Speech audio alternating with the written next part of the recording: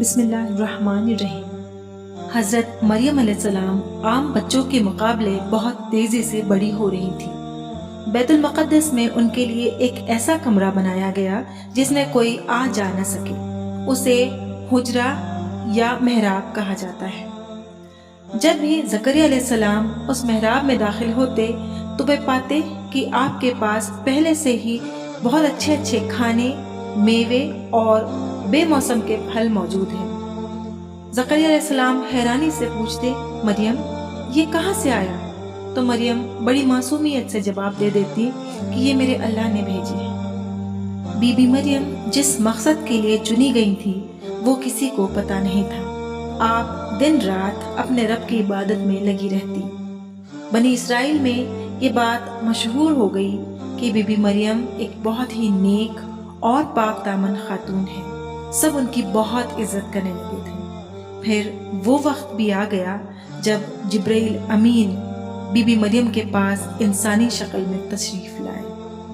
کسی غیر مرد کو اپنے حجرے میں دیکھ بی بی مریم پریشان ہو گئی اور بولی، اگر تو میری خدا کی طرف سے آیا ہے تو میں تجھ سے خدا کی پناہ مانگتی ہوں۔ تب جبرائیل امین نے انہیں تسلی دی اور انہیں اللہ کا پیغام دیا کہ اللہ نے مجھے اس لیے بھیجا ہے کہ میں تیرے اندر ایک پاکیزہ روح پھونکوں۔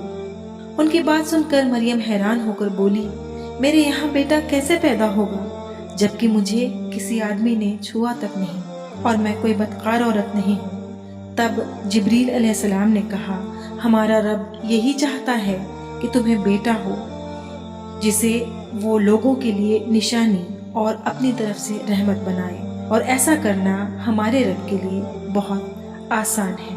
پھر جبریل علیہ السلام نے بی بی مریم کے گریبان میں پھونک ماری اور وہ حاملہ ہو گئی۔ یہ قصہ سورہ ال عمران میں اس طرح سے ارشاد ہوا ہے کہ فرشتے نے کہا کہ اے مریم، بے شک تمہیں اللہ نے چن لیا ہے اور خوب پاک کر دیا ہے اور سارے جہاں کی عورتوں میں سے تمہیں پسند کیا ہے۔ اے مریم، خلوص سے اپنے رب کی عبادت کرتی رہو اور سجدہ اور رکوع کرنے والوں کے ساتھ ہو جاؤ۔ حضرت مریم کے حاملہ ہونے کی خبر کچھ ہی دنوں میں بنی اسرائیل میں عام ہو گئی۔ سارے لوگ حیرت میں پڑ گئے۔ سبھی مریم علیہ السلام کو طرح طرح کے طعنے دینے لگے، بہتان لگانے لگے اور ان کا جینا دو بھر کر دیا۔ یہاں تک کہ زکریا علیہ السلام کے گھر بھی سب نے آنا جانا چھوڑ دیا۔ تب مریم علیہ السلام نے بیت المقدس چھوڑ دیا۔ آپ دور ایک جگہ جا کر اکیلی رہنے لگی۔ پھر وہ دن بھی آ گیا جب آپ کو درد ذہ یعنی حمل کا درد شروع ہو گیا۔ آپ ایک درخت کا سہارا لے کر بیٹھ گئی۔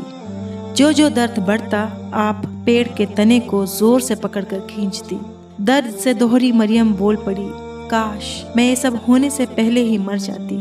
تب اللہ رب العزت نے ان کے پیروں کے پاس پانی کا ایک چشمہ جاری کر دیا۔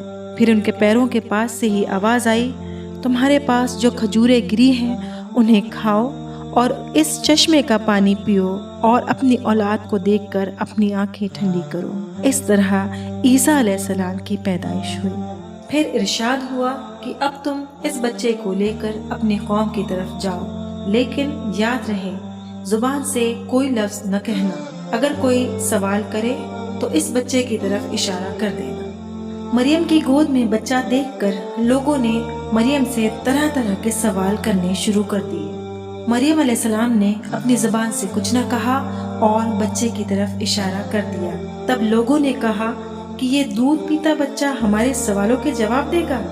تب عیسیٰ علیہ السلام نے لوگوں سے بات کی اور کہا، بے شک میں اللہ کا بندہ ہوں، مجھے اس نے نبی بنایا ہے اور مجھے کتاب عطا کی ہے اور مجھے نماز پڑھنے اور زکوٰۃ ادا کرنے کی نصیحت کی ہے اور کہا ہے کہ میں اپنی ماں کی فرما برداری کروں۔